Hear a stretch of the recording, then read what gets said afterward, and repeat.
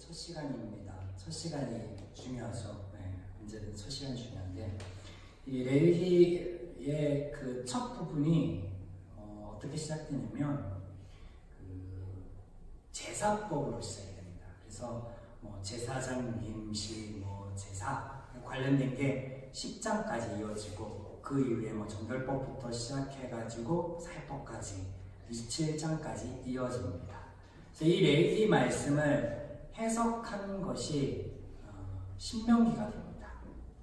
그래서 레위기 말씀 구절 안에서 우리가 은혜를 나누고 삶의 원리를 나누는 것은 민수기 가서 하겠습니다. 오늘 레위기 1장부터 10장까지의 말씀을 요약하면서 레위기가 어떤 의미인지, 하나님이 말씀해 주신 게 우리에게 어떤 의미이고 또 이스라엘에게 어떤 의미였는지를 살펴보는 시간을 가지려고 합니다. 레위기라고 하는 뜻은 레위와 맺은 언약이라는 뜻이에요. 레위와 맺은 언약. 네.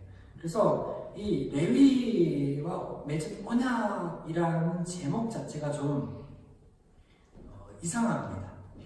왜 이상하지 않으신가요?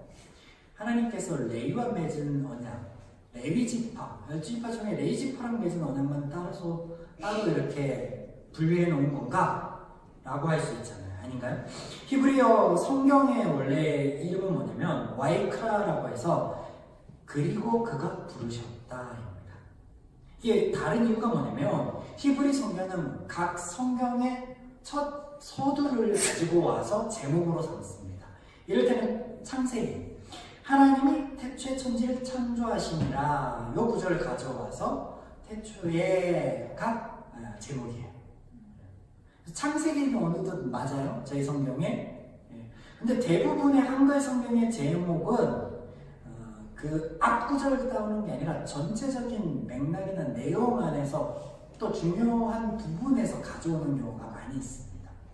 이를테면 뭐 레위기도 그렇지만 이 레위기 다음에 나오는 민수기도 그래요. 민수기 하면은 뭐 영어로는 멤버스 해가지고 수를 센다라는 의미잖아요. 근데 사실 민수기에 나와 있는 인구조사라는 거는 앞에 한 번, 뒤에 한 번에서 두 번밖에 안 나오고 그 외 것들이 대부분이에요. 그러니까 근데 그 히브리어 성경에는 광야에서라는 제목이에요. 광야에서 그대 하나님의 말씀, 오늘 이 레위기를 통해서 받은 하나님의 말씀을 실천해 나아가면서 훈련되어지는 과정, 구별된 백성으로서 성민으로서의 훈련되는 과정을 기록하는 게 민수기죠. 그래서 미트바드에서 광야에서라는 히브리어 성경의 제목이 오히려 그 내용에 맞는 것 같아요. 수를 세다, 수를 세기 위한 것, 수를 센 거에 대한 사실을 알려주기 위해서 하나님이 기록하지는 않았는데, 제가 왜 이런 얘기를 하냐면요, 한국 사람, 그러니까 우리나라의 문화에서요, 제목을 가지고 내용을 유추하는 거에 아주 익숙합니다. 자, 영화 제목, 드라마 제목 얘기해 볼까요? 미스터 션샤인 하면은 어떤 내용이에요? 한 인물에 대한 내용이죠. 션샤인이라는 일제강점기 시대 때 살아왔던, 도깨비라는 제목에서 도깨비 이야기예요. 2018년에 그 베스트셀러이기도 한데 2018 트렌드 코리아? 네, 그런 책이 있습니다. 그럼 그 책에서 무슨 내용을 다루고 있는 거예요? 2018년 한국에서 유행했던 문화, 코드 혹은 뭐 언어들 이런 것들 다루는 거예요. 그래서 뭐 소확행 이런 것들 나옵니다.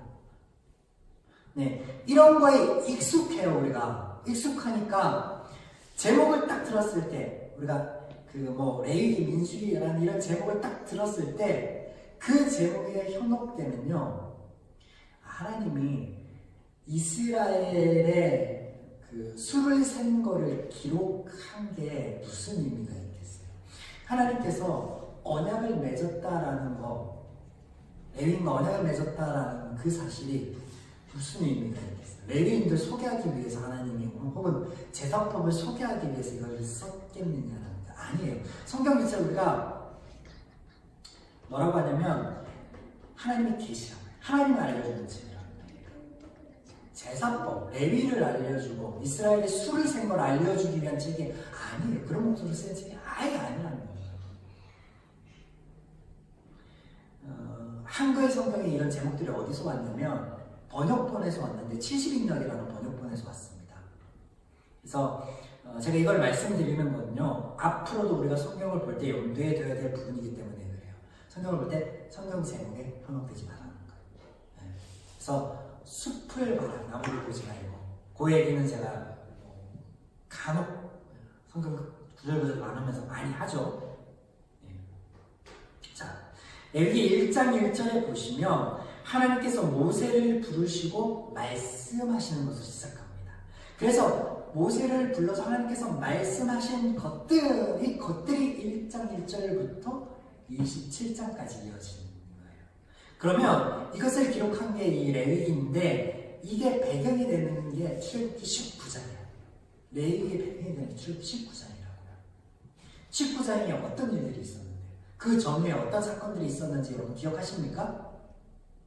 네, 기억 못하실 것 같아서 제가 간단하게. 네. 17장에 우리 중에 하나님이 계신가 시험해 보겠다 라고 이스라엘이 한번 하나님 앞에 방제, 오만이 행합니다. 그러면서 발생하는 게 아말렉과의 전투예요. 하나님이 말씀하신 게 아무것도 없는데 시험해 보는 거예요. 하나님을 향해 손을 들고 있을 때 이기고 하나님을 향해 손을 내리면 지고 단순히 손 들고 내리는 걸로 이기고 지는 것을 보여주는 거예요. 그들의 시험을 받는 걸로써. 그리고 18장에 하나님은 얘기하지 않는데 백성들의 장인의 말을 듣고 선출하는 어떤 그런 형태로 하나님을 시험해보는 것에 대한 내용이 17장과 18장에 등장하고 하나님이 19장에 가서 이야기하죠. 그래, 이제 내가 너희를 이집트로부터 구원해낸 여호와임을 알겠느냐? 내가 참 신임을 믿겠느냐? 시험에 받는 거지. 시험에 봐서 이제 믿겠느냐라는 거죠. 네, 믿겠어요. 그러면 세상이 모두가 나에게 속하였지만 모든 사람들이 나에게로부터 등을 돌렸는데 너희만은 날 아니까 내 말을 듣겠느냐? 네, 들을게요. 그렇게 약속을 했기 때문에 들려주시는 말씀들, 이 레위기가 언약이라는 거예요. 다른 말은 율법. 자, 장소는 시내산입니다. 첫 6월절부터 시내산까지 오기까지가 50일 걸립니다. 그리고 이 시내산에서 약 2년 동안 있는데 그 2년 동안 있는 동안에 뭐 하냐면요. 딱 두 가지 일을 합니다. 성막을 짓고 하나님 말씀을 기록하는 일. 레위기 말씀을 기록하는 두 가지 일을 합니다. 그래서 오늘 레위기 말씀을 나눌 때 성막하고 밀접한 그래서 3주에 걸쳐서 성막에 대해서 말씀을 나눴었습니다. 네. 기억하시죠? 네, 성막. 네. 그래서 우리가 주목할 것이 이 성막과 함께 주어졌다는 거예요. 말씀 자체가. 여러분, 성막은요, 두 가지 말씀을 드렸어요. 크게. 뭐냐면, 첫 번째는 하나님의 임재, 두 번째는 백성들의 치료였습니다. 두 가지 역할, 중요한 역할을 한다. 그래서 성막을 지은 게 하나님이 거할 처소가 필요해서가 아니라 피조물에게 높임을 받거나 예물을 받기 위해서, 제사를 받기 위해서가 아니라 너희와 함께하고 있음을 보여주기 위해서 너희의 마음을 달라진 기준을 치유하여서 너희가 참 행복한 사람, 내가 구원한 6월절을 통해서 구원한 너희들이 다시금 어렵고 힘들지 않도록 하기 위한 또 다른 하나님의 은혜였다라는 거예요. 여러분, 여기에 진정한 성탄의 의미가 있는 거예요. 자, 하나님이 오늘 보시니까 해막이라는 곳에 모세를 부릅니다. 해막이 뭐냐면 성막 안에, 그러니까 구별되어서 따로 만든 구별된 천막이라는 뜻이에요. 지금 이스라엘이 지내던 곳이 천막이에요. 근데 하나님이 필요해서가 아니라 그들과 함께 한다는 증거로 천막이 임하십니다. 천막에 들어오세요. 우리 죄를 위해서 이 땅에 오신 예수님, 너희 죄 사함을 위해서 그 제사를 위한 장소로서의 회막에 임하시는 하나님 같죠. 동일한 사람이죠. 그래서 하나님께서 우리에게 주신 말씀도 이 성막의 의미, 성탄의 의미와 같다는 거죠. 그래서 이 율법은 지키고 안 지키고의 문제를 넘어서 은혜다라는 거예요. 은혜다. 이스라엘이 역사 속에서 보면 이 율법이라는 것을, 언약이라는 것을 구원의 도구로서 생각합니다. 구원의 방편으로서 생각합니다. 근데 여러분, 구원은 이미 이루어지는 거예요. 착각하는 거죠. 언제 이루어졌습니까? 50일 전에, 이 말씀을 주시기 50일 전에, 6월절 장자의 죽음이 있던 밤이 이미 이루어졌어요. 그러면 그들에게 이 언약의 말씀, 율법의 말씀을 주시는 건 뭐예요? 그들을 치료해서, 성막에서 치료하여서 구원받은 삶을 구원받기 전처럼 어둡고 어려움이 아니라 행복하고 자유하고 평화하게 누릴 수 있게 하시기 위한 원리로서 주신 거라는 거죠. 하나님의 말씀으로서 주신 거라는 겁니다.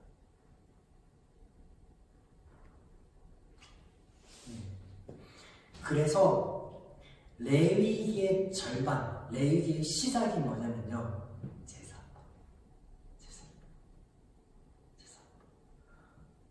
또 3분의 1은 정결법. 3분의 1은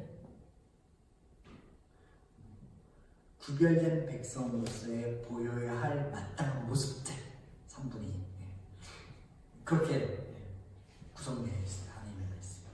이것을 설명하고 이것에 대해 첨부 말씀을 한 게 뭐라고요? 신명기. 그래서 구절구절에 나눠야 될 은혜들은요, 뒤로 보겠습니다. 신명기 가서. 그래서 이런 의미가 있다는 거죠. 이런 의미가 있다는 거죠. 우리가 중요한 것을 발견하는데, 성막과 이 레위기, 하나님 주신 말씀 안에서 또 지금까지 하나님께서 하셨던 어떤 일들을 보면 중요한 법칙과 같은 것을 발견하는데, 그게 뭐냐면 하나님께서 우리의 행복을 위하여 무엇인가 우리의 삶에서 이끌어내고자 할 때는 먼저 당신이 일하시거나 그 일하심을 보여주시거나 말씀하신다는 거예요. 그러면 창세기부터 그렇습니다. 하나님께서 우리를 축복하여 주시기 위해서 우리가 누릴 수 있는 모든 환경들을 만드시고 하나님이 축복하여 이르시되, 이 축복이 단순한 축복이 아니라고 말씀드렸죠. 하나님은 더 이상 빌 곳이 없어요. 그 문학적으로 국어학에서는 이 축복이라는 말이 맞지 않아요. 왜냐면 하나님은 유일하신 신이잖아요. 제일 위에 있으신 분이에요. 더 이상 누군가에게 복을 빌 만한 존재가 아니야. 그래서 이 말이 틀린 말이지만 하나님 그렇게 하십니다. 이 축복이라는 단어에 대해서 여러분 기억하십니까? 무릎 꿇다 경배하다라는 의미예요. 우리가 하나님께서 만들어 놓으신 피조물이기 때문에 하나님을 경배하고 하나님을 찬양하고 하나님을 높여드려야 되는 걸로만 생각했습니다. 그래서 성막에 대해서 접근할 때도 하나님을 높여드리기 위해서, 하나님께 제사드리기 위해서, 하나님께 무언가 하나님이 거처할 처소를 마련해 주시기 위해서, 하나님께 예물을 드리기 위해서 이렇게 접근하는데 아니라는 거예요. 하나님이 먼저 하셨다는 거예요. 너를 위해 내가 너희 앞에 너희의 복을 빌어줘. 어떻게? 피조물이 신을 경배하는 모습과 같이. 또 출애굽기에서는 내가 들었다, 보았다, 구원하겠다. 너희는 내 자녀이다. 나는 너희의 아버지이다. 내가 너희의 아버지 됨을, 너희들이 나의 자녀됨을 보여주셨죠. 10가지의 이적을 통하여서, 출애굽의 사건을 통하여서, 여정을 통하여서, 그리고 그들이 17, 18장에 또 다른 여러 모습으로 하나님을 시험하고 하나님 앞에 참 우리들 보기에 민망한 언행을 할 때에도 하나님 그걸 봐주십니다. 하나님은 하셨기 때문에 먼저 말씀하시고 너희의 시험을 받겠다, 내가 나를 증명해 보인다 하여 주셨으니까요. 그리고 너희를 치료하는 여호와이다 라고 하신 이 말씀을 위해서 하나님께서 성막을 짓게 하시고 제사를 하게 하시죠. 근데 이 모든 것들이 하나님을 위한 것이 단 1도 다 피조물이지만 하나님의 자녀사, 사랑의 대상사는 우리들을 위해서 하셨다라는 거죠. 레위기에 가장 많이 등장하는 단어가 여러분 속죄입니다. 약 85번 등장합니다. 그리고 제사법, 그러니까 이 속죄 다음으로 등장하는 단어가 거룩이라는 단어 50번 등장합니다. 50번. 레위기 말씀이 구원받은 하나님의 백성들이 하나님의 백성답게 하나님 안에서 참 행복하고 복된 모습으로 살아가기 위한 원리로서 하나님께서 주셨다라고 했습니다. 그런데 그 시작이 제사예요. 속죄예요. 그 키가 뭐라는 거예요? 우리가 10계명의 말씀을 나누면서 이미 했습니다. 세상과 별반 다르지 않을 것 같은 이 하나님의 말씀의 차이를 만드는 것, 계명의 차이를 만드는 것, 그게 뭐라고 했어요? 첫째는 하나님 자체이고 두 번째는 하나님의 마음이어야 된다. 자 보세요. 정결법, 사회법들이 뒤에 등장합니다. 속죄를 위한 제사법 다음에 등장하는 건 뭐예요? 우리의 마음이 먼저이다라는 것을 알려주시는 거예요. 너의 마음이, 너의 기준이 나의 기준과 나의 마음이어야 내가 너의 행복을 위해 또 나를 아는 이답게 세상과는 구별된 다른 그것을 그런 모습을 보이기 위한 걸로. 네, 그래서 속죄, 거룩이라는 단어가 그 다음 50번. 이런 레위기의 주제는 거룩입니다. 거룩. 하나님이 왜 우리에게 거룩하라고 하셨을까요? 레위기에 그런 말이 나와요. 내가 거룩하니 너희도 거룩하라.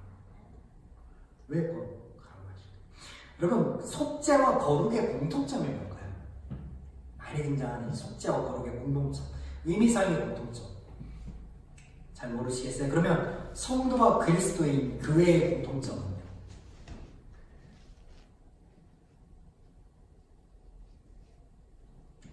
구별입니다. 구별.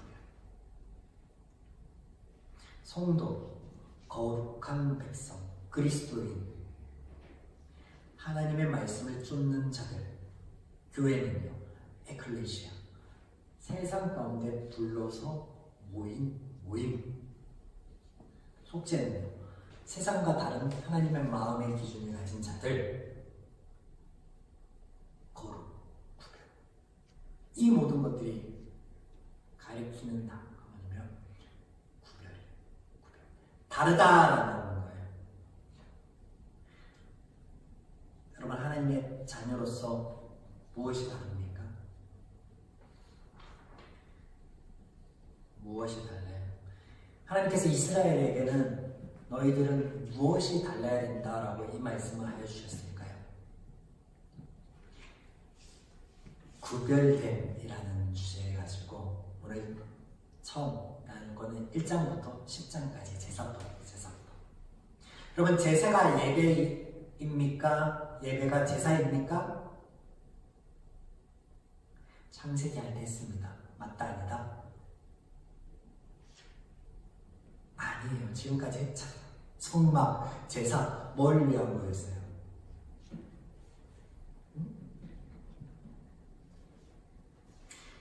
우리의 가치관의, 기준의, 마음의 변화, 제 문제 해결, 이것을 위한 게 제사예요. 예배는 뭔데요? 이미 그렇게 하나님 안에서 구원받은 우리 삶을 하나님 안에서 영원한 하나님 감사합니다 라고 기쁨으로 나누는 자예요. 그래서 틀립니다. 틀려요.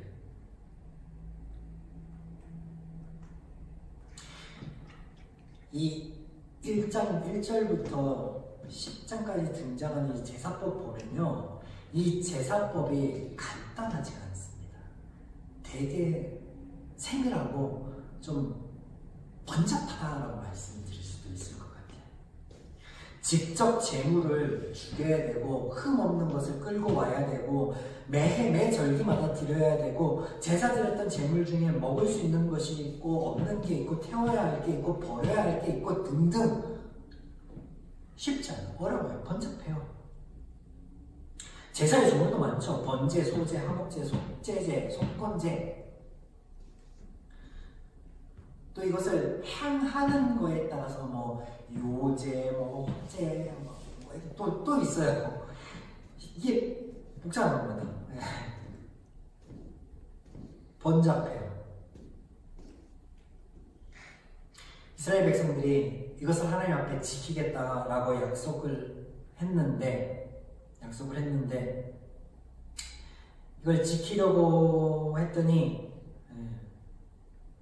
번잡하고 싫은 거예요. 하나님의 기준, 하나님 마음에서는 이게 우리의 행복을 위한 거니까 행복해야 되고 기뻐야 되는데 싫은 거예요. 하기 싫은 거예요. 번잡한 거예요. 그래서 레위기 10장에 어떤 사건이 발생하냐면요, 하나님께 제사 드리는 제사장들 2명이서요, 하나님께서 구별한 불을 드려야 된다라고 했는데, 그 말씀 어디고 그냥 아무 불이나 갖다가 하나님께 드렸다가 그 불이 몸에 붙어서 타 죽습니다. 타 죽나요? 그냥 죽나요?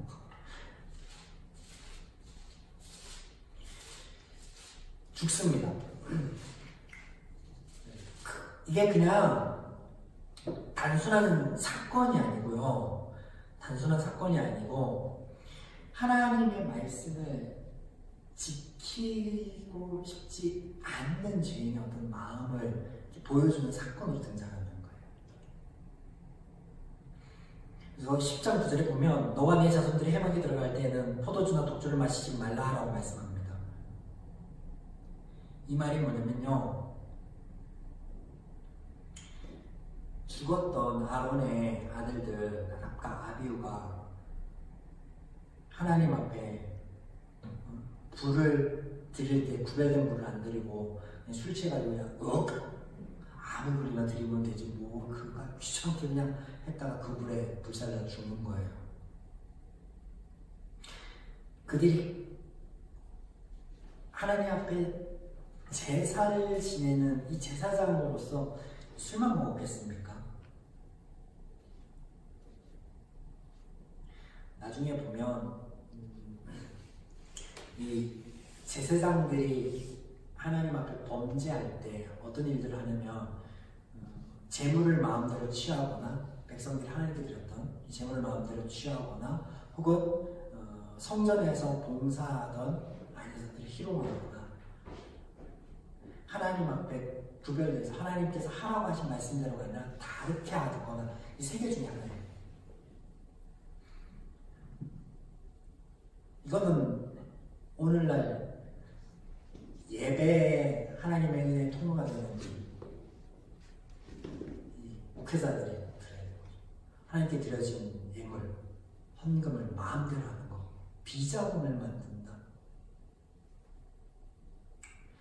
우리가 이스라엘 백성들처럼 하나님 앞에서 예, 지키겠습니다, 안 지키면 벌 받겠습니다라고 언약을 한 게 아니라서 그렇지, 이 당시 이 상황대로라면 다 불타 죽어야지. 하나님께 벌을 안 받는 게 은혜예요.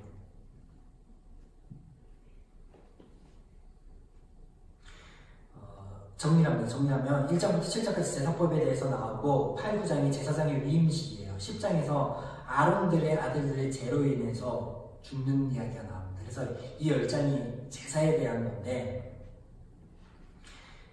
이 제사에 대한 거, 우리를 위한 하나님의 말씀이었지만 우리를 위한다라는 그 기준과 마음이 하나님과 동일하지 않기에 아무렇게나 하면 어때? 드리기만 하면 되잖아, 이런 마음으로 변질된다라는 거, 이걸 보여주는 거예요. 그리고 구약에 보면 그와 동일한 백성들이 일어납니다. 하나님이 흠없고 깨끗한 걸 가져오라고 그랬는데 눈 먼 거, 상한 거, 절룩절룩한 것들, 그런 것들 가져온 겁니다. 제사법에 대해서 나와 있는데 제사가 예배는 아니에요. 예배는 아니지만 오늘 이 첫 하나님의 말씀에서 10장이나 되는 부분들을 우리의 속죄, 우리의 거룩함의 첫 말씀으로 주신 것을 우리가 어떻게 우리 삶 가운데 적용해 볼 건가 생각해 볼 것들이 있다는 거죠. 첫 번째는 뭐냐면 예배의 정신이에요. 예배의 정신은 뭐냐면 하나님께서 우리를 위해 일하신다는 거예요. 우리가 하나님을 위해 일하는 게 아니라 우리가 하나님께 예배 드리는 것 같지만 하나님의 은혜 받은 이들의 자연스러운 반응이에요. 감사와 찬양이고 하나님을 높여드리는 하나님이 먼저 창세기에 말씀드렸죠. 우리를 예배하셨어요. 이 정신을 알아야 한다는 거죠. 그리고 대상을 알아야 된다는 거죠. 대상은 그런 하나님, 우리에게 어떤 은혜를 베푸셨는가에 대한 그 하나님에 대해서 알아야 된다는 거죠. 그래서 이 예배라고 하는 것은 구원받은 백성들이 하나님 앞에 나 구원받았습니다. 하나님 감사합니다. 라고 표현할 수 있는 첫 번째 것이 됩니다.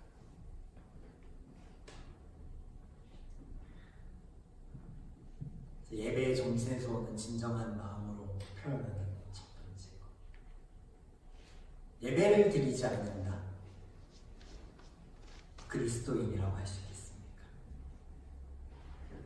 구별된 하나님의 자녀, 백성이라 할 수 있겠습니까? 우리에게 묻는 거죠. 이 말씀을 통하여서. 우리의 신분, 우리의 위치를 구별짓는 첫 번째 것이 뭐냐면 다른 마음을 갖고 있는 건데 그 다른 마음에서 하나님이라는 마음이죠. 하나님 감사합니다 라는 마음. 하나님 우리를 위해서 이 땅에 오신 것 감사합니다. 세상 사람들은 자축하고 서로를 격려하며 돌아보면 2018년 참 잘 달려왔다라고 할 때 하나님 때문에 달려올 수 있었습니다 라고 하는 것. 이게 예배입니다. 그래서 예배는 이렇게 나와서 드려지는 이 장소, 이것도 중요하지만 우리 삶에서 그런 고백도 예배가 됩니다. 다른 마음, 다른 기준이다.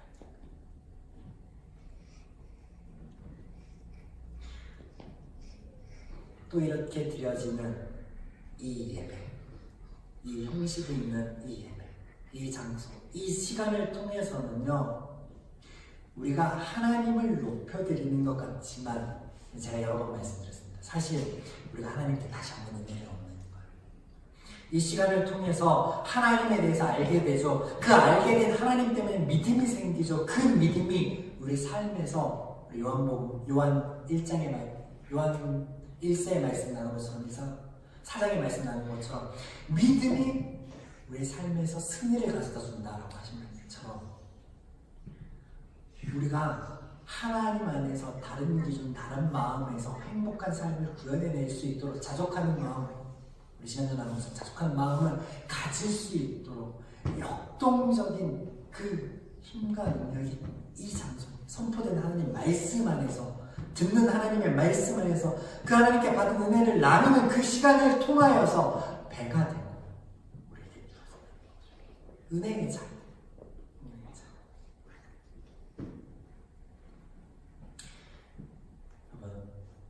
하나님에 대해서 안다라는 게 믿음인데 이 믿음이 우리가 하나님께 무언가를 드려야 되고 헌신해야 되고 그런 어떤 어려움이나 우리가 해야 될 어떤 행위로서가 아니라 하나님께서 베풀어 놓으신 수만 가지의 은혜들을 기억하는 것이 되고 그 하나님의 마음이 보이고 그 하나님이 우리 삶 가운데 함께하여 주신 순간들이 우리에게, 나에게 보여지고 들려져서 우리 삶에서 일반인들과 똑같이 힘겹게 걸어오는 발걸음 속에 힘듭니다. 어렵습니다. 못해 먹겠네.